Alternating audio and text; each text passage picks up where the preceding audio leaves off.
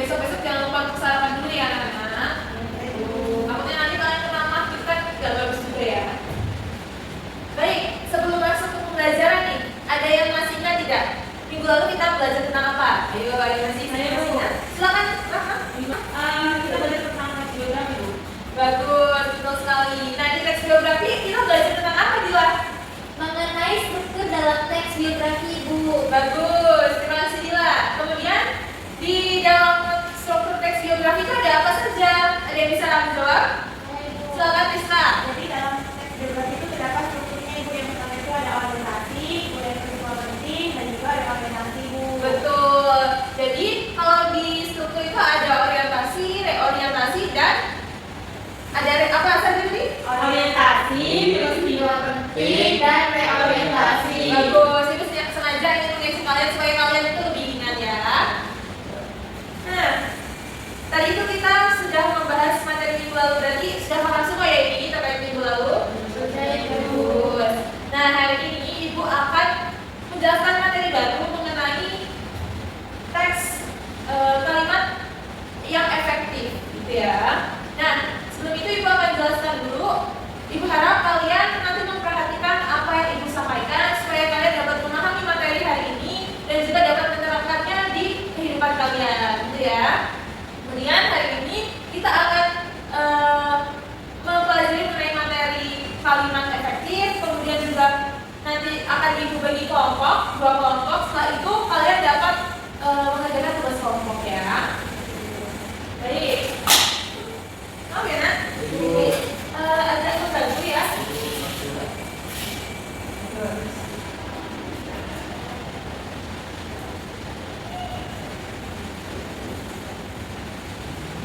Kalimat efektif. Kalian ada yang pernah mendengar apa itu kalimat efektif? Belum ya? Baik, Ibu jelaskan ya. Kalimat efektif merupakan kalimat yang mudah dipahami oleh orang lain dengan tepat. Kalimat yang dimaksud bisa dalam bentuk lisan maupun tulisan. Jadi ketika kalian menemukan suatu kalimat, itu bisa kalian analisis apakah kalimat itu efektif atau tidak dari bagaimana penyampaian orang yang menulis tulisan itu maupun membicarakan tulisan itu secara baik atau tidak. Pesan yang disampaikan itu sampai kepada kita atau tidak, gitu ya. Paham anak-anak? Paham, Ibu. Baik, selanjutnya ada syarat dan ciri-ciri kalimat efektif. Yang pertama, itu kesepadanan struktur. Ada yang bisa bantu Ibu untuk membacakan? Silakan ya. Kesepadanan struktur. Kalimat efektif harus memiliki kesepadanan struktur, yaitu keseimbangan antara penjelasan dan struktur yang dipakai. Betul.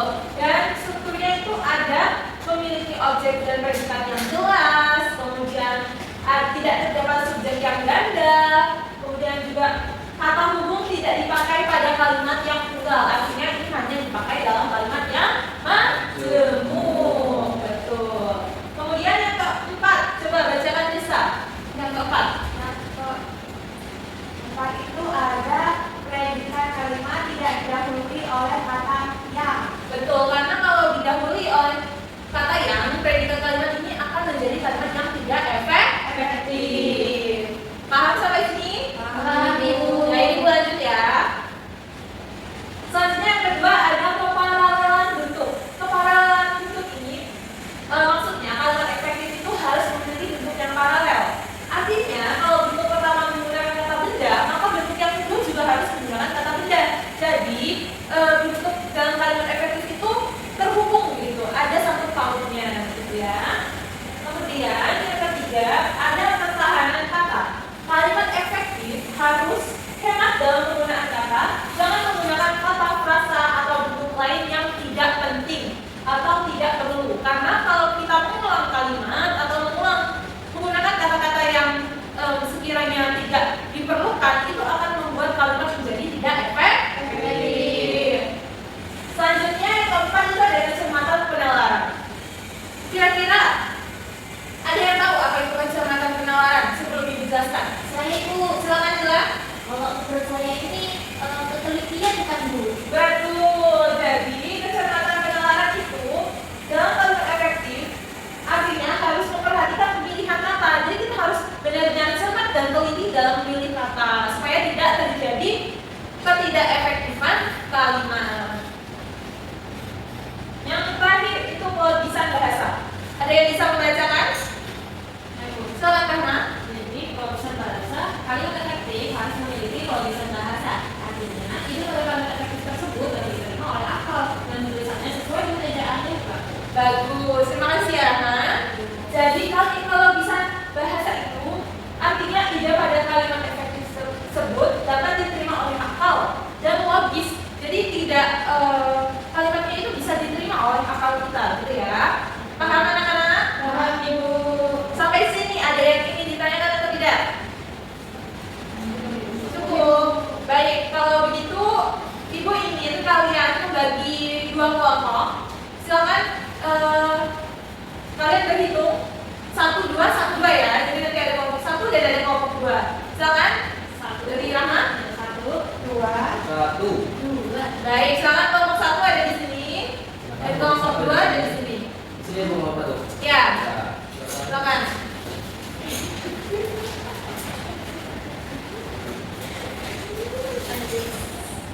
Baik, Ibu jelaskan dulu ya. Tadi itu kan kita sudah mempelajari mengenai kalimat efektif ya. Apa saja syarat dan ciri-ciri dari kalimat efektif. Nah, di sini akan Ibu bagi antara kelompok 1 dan kelompok 2 itu berbeda. Jadi kalian tidak usah melihat punya kawannya, kalian fokus dengan kelompok kalian sendiri ya. Jadi nanti kalian mengerjakan di situ akan Ibu tampilkan kalimat yang tidak efektif dan kalian harus menganalisis dan menggunakan kalimat yang efektif untuk perbaikannya ya. Baik.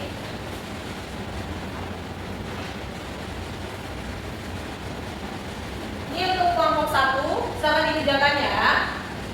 Di kelompok 2 dikerjakan dengan lebih teliti ya anak-anak. Apakah mengalami kesulitan kelompok 1? Ibu. Belum. Kalau ada yang ditanyakan? Iya, Bu. Oh iya, baik. Nanti kita bilang ke Ibu ya kalau ada yang mau ditanyakan. Baik.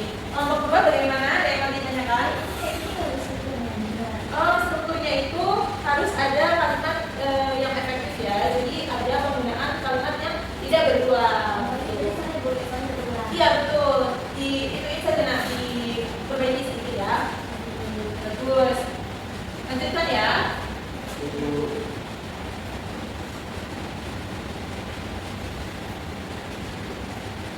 Ada yang sudah? Ibu rasa ini waktunya tadi kan Ibu berikan waktu ya sampai 10 menit saja.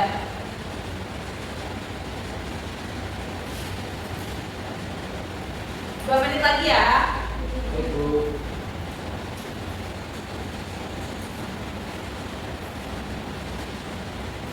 Kelompok 1 ada yang ingin ditanyakan? Bagaimana?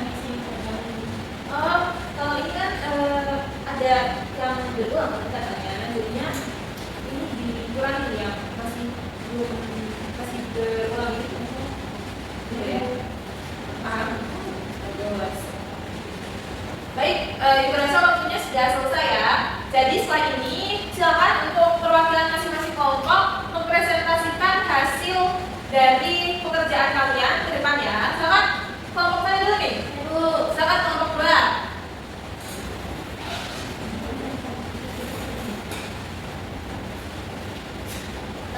Kalimat efektif.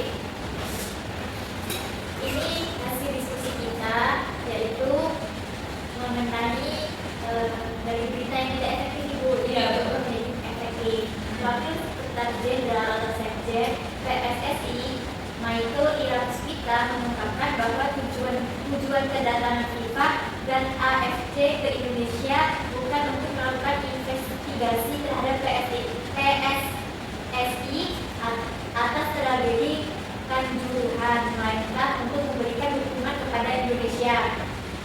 Michael Iraspita juga mengatakan bahwa FIFA dan AFC sudah menyampaikan bela sungkawa atas tragedi Kanjuruhan pasca laga Arema versus Persebaya akhir pekan lalu yang menghasilkan 131 orang yang terluka. Bagus. Terima kasih Gila atas presentasinya. Silakan.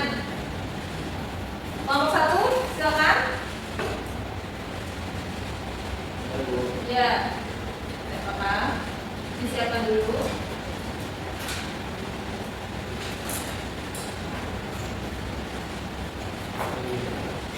Menyampaikan diskusi kami yaitu paragraf yang sudah kami ubah jadi baru efektif. Itu minggu lalu kita pergi ke Jakarta untuk menonton konser bersama teman-temannya. Mereka sedang beli tiket sejak jauh-jauh hari sebelumnya. Sampainya di venue, Cika dan teman-temannya ikut mengantri di depan tiket bersama penonton lainnya. Hanya penonton dengan tiket terverifikasi yang boleh masuk ke venue melalui gerbang tersebut. Bagus, silakan dulu. Terima kasih ya. Nah, itu tadi kan apa yang sudah kalian kerjakan. Bagaimana? Kalian sudah paham belum apa yang kalian kerjakan tadi? Ya, Ibu rasa kalian juga sudah mengerti ya mengenai materi ini, dan Ibu tadi sudah mendengar kalian memaparkan hasil kerjaan kalian, dan itu sudah cukup efektif bagi Ibu ya. Saat didengar itu juga sudah merupakan kalimat yang efektif. Baik, selanjutnya mungkin itu yang akan menjadi materi kita hari ini ya. Baik, lalu adakah yang bisa menyimpulkan materi kita pada hari ini? Ya, silakan Emma. Jadi hari ini kita belajar mengenai kata kalimat itu sendiri adalah kalimat yang dipahami oleh orang lain dengan tepat, Ibu. Iya, betul. Kemudian Kata-kata itu punya syarat dan ciri-cirinya, Ibu. Ya. Kesepakatan dalam struktur, kesepakatan dalam bentuk, Betul. tahanan kata, Betul. kesepakatan penalaran, dan Betul. juga kelogisan bahasa, Ibu. iya betul. Ada 5 ya. Ada apa saja tadi? Coba ulangi bersama-sama. Kesepakatan struktur, keparallelan bentuk, tahanan kata, kecermatan Kecermatan penalaran, dan kelogisan bahasa. Betul sekali. Tepuk tangan untuk kita semua dulu. Insyaallah kita keluar kelas ini bangga dengan kalian.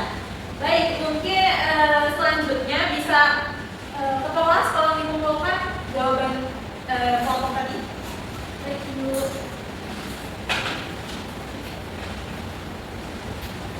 Terima kasih teman-teman.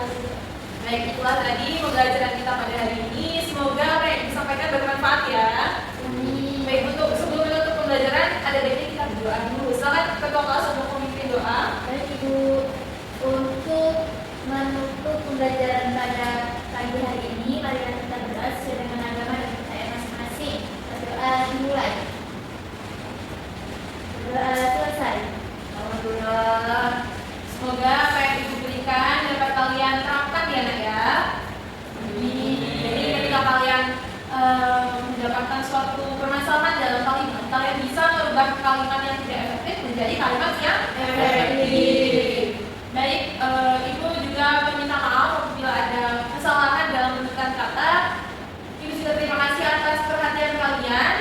Wassalamualaikum warahmatullahi wabarakatuh. Waalaikumsalam warahmatullahi wabarakatuh. Terima kasih, Ibu. Sama-sama anak-anak, Ibu pulang dulu ya. Ibu dan Ibu. Assalamualaikum warahmatullahi wabarakatuh. Perkenalkan, nama saya Rizka Sukmatriani dengan NPM 2213041063. Di sini saya sebagai observasi lisan untuk calon guru Alifia Desi Nur Aini dengan keterampilan mengajar kelompok kecil dan juga individual. Pada tema yang pertama yaitu menunjukkan kehangatan, menunjukkan kepekaan, mendengarkan, merespon, membangun hubungan saling mengerti, mendukung, membantu, mengerti perasaan, menangani emosi siswa dalam mengendalikan situasi. Calon guru Alifia Desi Nur Aini sudah melakukannya dengan sangat baik. Kemudian untuk menetapkan tujuan, merencanakan kegiatan, memberi nasihat, dan juga membantu menilai apakah terdapat rencana yang memadai pada siswa sudah dilakukan dengan sangat baik. Kemudian cara calon guru Alifia Desi Nur Aini dalam melakukan pendekatan dengan cara yang menenangkan siswa untuk berpikir, mendorong siswa untuk mengungkapkan pendapatnya, serta mendorong siswa untuk menyelesaikan tugasnya juga sudah diarahkan dan diberikan